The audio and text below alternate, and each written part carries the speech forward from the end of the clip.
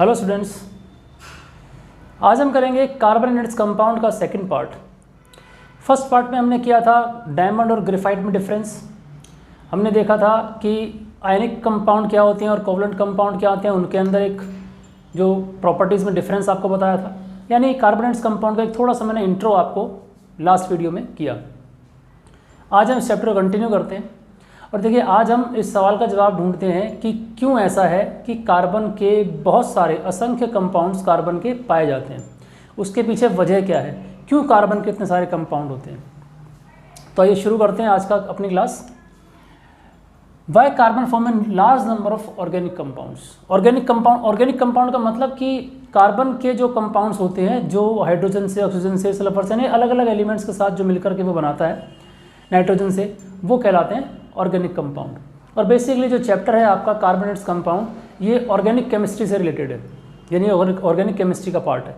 तो आप जब हायर क्लासेस में अगर साइंस लेंगे तो ये चैप्टर फिर से आप पढ़ेंगे और ये यानी कि ऑर्गेनिक केमिस्ट्री में आप रिएक्शंस देखेंगे, बहुत सारे कंपाउंड्स देखेंगे आप। तो खैर क्यों ऐसा है कि इसके कंपाउंड होते हैं। नंबर 1 उसका रीज़न कैटनेशन। अब देखिए कैटनेशन क्या होता है। कैटनेशन कार्बन की एक प्रॉपर्टी है जिसमें वो खुद से जुड़कर, यानी कार्बन कार्बन बॉन्ड होते हैं, किसी और एलिमेंट की बजाय खुद से रिएक्ट करके एक लंबी चेन बनाता है। यानी वो चेन, वो स्ट्रेट चेन हो सकती है, वो ब्रांच चेन हो सकती है, वो साइक्लिक फॉर्म में जुड़ जाता है। यानी वो बहुत सारे तरीके, नंबर ऑफ टाइप से वो अरेंजमेंट अपने चेंज कर लेता है। यानी सेल्फ लिंकिंग कैपेबिलिटी जिसे कहते हैं कैटनेशन, ये प्रॉपर्टी कार्बन में पाई जाती है। जैसे देखिए कार्बन कार्बन बॉन्ड बन जाएंगे, स्ट्रेट बना सकता है, ब्रांच बना सकता है, ठीक है, साइक्लिक बना सकता है। तो ये carbon carbon linking, self linking capability of an atom is called catenation. तो ये प्रॉपर्टी पाई जाती है कार्बन में, पहली वजह। दूसरी वजह कि कार्बन क्या है, कार्बन की जो वैलेंसी है ना, वो भी उसमें उसकी हेल्प करती है, यानी कि वो कमाल की है। क्यों? क्योंकि उसका हाफ फिल्ड ऑर्बिटल है लास्ट वाला। आउटर मोस्ट में 8 होते हैं, उसके आउटर मोस्ट में कितने, 4, यानी वो हाफ फिल्ड। तो उसकी क्या है, जो वैलेंसी है वो कितनी बचती है, 4। यानी एक कार्बन 4 अलग अलग एटम से जुड़ सकता है। वो चारों एटम देखो कार्बन भी हो सकते हैं, जैसे हमने डायमंड के केस में देखा। डायमंड में क्या होता है, एक सेंट्रल कार्बन एटम अपने पड़ोस के 4 कार्बन एटम से जुड़ा होता है, ठीक है ना। अब वो एक अरेंजमेंट है। अगर देखिए ये हटा दीजिए, ये ग्रेफाइट का बन जाएगा। आपने उसका फुलरेंस का देखा, उसमें क्या था, C60, यानी कि एक स्फेरिकल शेप में 60 कार्बन एटम जुड़े हुए थे आपस में। तो वो उसकी प्रॉपर्टी है, सेल्फ लिंकिंग प्रॉपर्टी। तो टेट्रा वैलेंसी, यानी कि कार्बन की वैलेंसी, टेट्रा का मतलब होता है बच्चों 4। Tetra means 4। ये वर्ड्स आते हैं ना बार बार, देखिए मोनो का मतलब होता है एक। जैसे कार्बन मोनोऑक्साइड पढ़ते हैं, यानी एक ऑक्सीजन होती है उसके अंदर, तो मोनोऑक्साइड हो गया। एक वर्ड इस्तेमाल करते हैं आप डाई का मतलब होता है 2। जैसे कार्बन डाइऑक्साइड, सल्फर डाइऑक्साइड, यानी ऑक्सीजन वहाँ पे 2 होती हैं, ठीक है। ऐसे ही 3 के लिए हम इस्तेमाल करते हैं क्या, ट्राई, ठीक है। 4 के लिए जो वर्ड आता है वो आता है टेट्रा। टेट्रा का मतलब 4। तो टेट्रा वैलेंसी होती है, यानी कार्बन की वैलेंसी 4 है। ये भी उसकी हेल्प करती है कि वो 4 अलग अलग एटम से जुड़ सकता है या 4 कार्बन एटम से जुड़ सकता है। तीसरी उसकी वजह है सबसे बढ़िया, tendency to form a multiple bonds. Carbon की एक खासियत ये भी है कि वो बॉन्ड्स भी मल्टीपल बना लेता है। मल्टीपल बॉन्ड का मतलब कि देखिए यहाँ पर देखिए क्या बन रहा है, ये मैंने एरो से, ये आपको लास्ट क्लास में बताया था ना कि ये सिंगल कोवलेंट बॉन्ड को शो करता है, एक डैश। तो यहाँ मल्टीपल बॉन्ड बनाता है वो, यानी कि वो सिंगल भी बनाता है, सिंगल कोवलेंट बॉन्ड भी बनाता है, वो डबल भी बना लेता है और वो ट्रिपल भी बना लेता है। ये भी एक खासियत है उसकी, इस वजह से भी उसके कंपाउंड्स वेराइटीज़ हो जाती हैं। और चौथा आइसोमेरिज्म। ये आइसोमेरिज्म क्या होता है, ये आपको समझ में आएगा जब हम इस चैप्टर में और आगे जाएंगे, जहाँ हम फंक्शनल ग्रुप देखेंगे, एल्केन एल्कीन, हम उनका स्ट्रक्चर जब हम बनाएंगे तब ये प्रॉपर्टी आपको ज़्यादा क्लियर होगी। मैं वहाँ इसको फिर से बताऊंगा। फिलहाल आप इसको समझ लीजिए आइसोमेरिज्म क्या होता है। जब हम स्ट्रक्चर बनाते हैं किसी कंपाउंड का, तो कभी कभी कोई कंपाउंड ऐसा है कि वो स्ट्रक्चरली डिफरेंट होता है वो कंपाउंड वही, नाम उसका वही है। जैसे मान लीजिए पेंटेन है, हम पढ़ेंगे आगे पेंटेन के बारे में। तो पेंटेन के जो स्ट्रक्चर है ना वो अलग अलग हो सकता है, वो स्ट्रेट में भी जाता है और वो ब्रांच में भी जाता है। तो जब ऐसा होता है कि कोई कंपाउंड जिसका स्ट्रक्चर डिफरेंट होता है, प्रॉपर्टीज़ अलग हो जाती हैं, वहाँ पर उसको उस प्रॉपर्टी को कहते हैं आइसोमेरिज्म।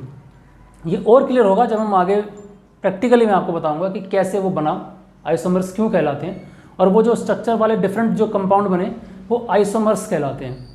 तो वो मैं आपको बना के दिखाऊंगा प्रैक्टिकली जब हम आगे इसको कंटिन्यू करेंगे। फिलहाल आप सिर्फ देख लीजिए कि आइसोमेरिज्म शो करता है, इस वजह से भी इसके कंपाउंड्स इतने ज़्यादा होते हैं। तो अगर आपसे पूछा जाए क्वेश्चन कि why carbon form a large number of organic compound, तो ये 4 रीजंस आप दे सकते हैं। अब देखिए कार्बन के जो कंपाउंड है उसको हम 2 कैटेगरी में डिवाइड करते हैं यहाँ। एक है सैचुरेटेड और एक है अनसैचुरेटेड। यानी एक होते हैं सैचुरेटेड कार्बन कंपाउंड,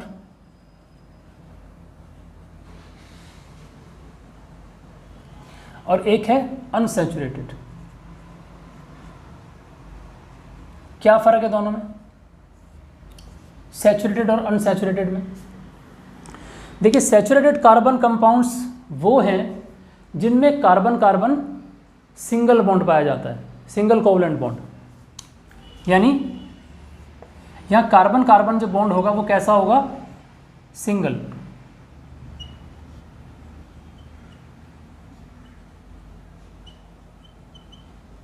वो कहलाएगा आपका सैचुरेटेड कार्बन कंपाउंड।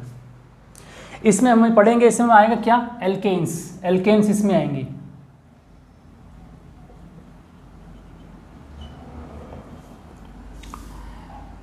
अनसैचुरेटेड क्या हो गया, अनसैचुरेटेड में आ जाएंगे कार्बन कार्बन डबल बॉन्ड या कार्बन कार्बन ट्रिपल बॉन्ड। ये दोनों ही किस में आते हैं, अनसैचुरेटेड में आते हैं। और डबल बॉन्ड वाले को हम बोलते हैं एल्कीन, और ट्रिपल बॉन्ड वाले को बोलते हैं एल्काइन। ये एल्केन, एल्कीन, एल्काइंस ये होमोलोगस सीरीज का पार्ट है। अब यहाँ एक क्वेश्चन आया कि होमोलोगस सीरीज किसे कहते हैं, व्हाट इज होमोलोगस सीरीज?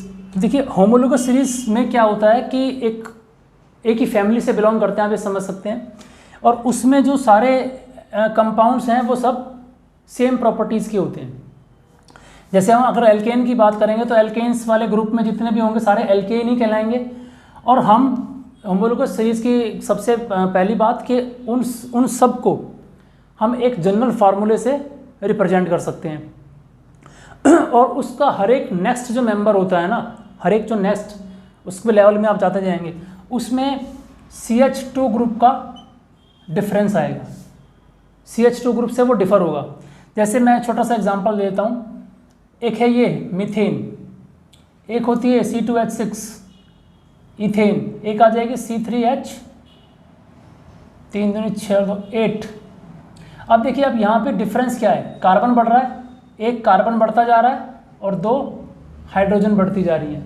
तो ये सारे एक ही सीरीज़ में आ जाएंगे, एल्केन्स वाली सीरीज आ जाएगी, एल्कीन्स वाली अलग आ जाएगी, उसका भी एक जनरल फार्मूला होगा। यानी सारे मेंबर्स को हम एक ही फार्मूले से रिप्रेजेंट कर सकते हैं, उनकी प्रॉपर्टीज़ एक जैसी होती हैं और वो डिफ़र करते हैं CH2 ग्रुप में। यानी जो नेक्स्ट मेंबर होता है वो CH2 ग्रुप का डिफरेंस आता है उसमें, यानी लगभग 12 और 2 14 जो आप कह सकते हैं एटॉमिक मास यूनिट AMU का डिफरेंस होता है हर एक में। आप इससे इसमें देख लीजिए, इससे इसमें देख लीजिए, एटॉमिक मास निकालना 9th में थोड़ा सा ध्यान होगा आपको। तो देखिए यहाँ क्या था, कार्बन का मास होता है 12 और हाइड्रोजन का 1, तो 12 और 4 कितने हो गए यहाँ पे 16, यहाँ कितने हो गए 24 और 6 30, कितना डिफरेंस है 14 का।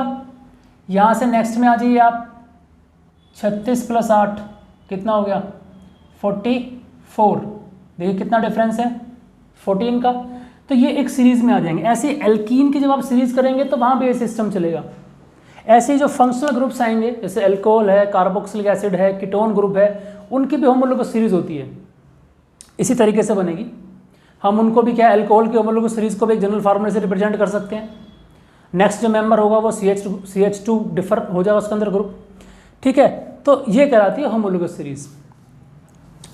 अब होता क्या है, एल्केन, एल्कीन, एल्काइन का जनरल फार्मूला अगर मैं आपको बताऊं तो देखिए इनका जनरल फार्मूला आप नोट कीजिए।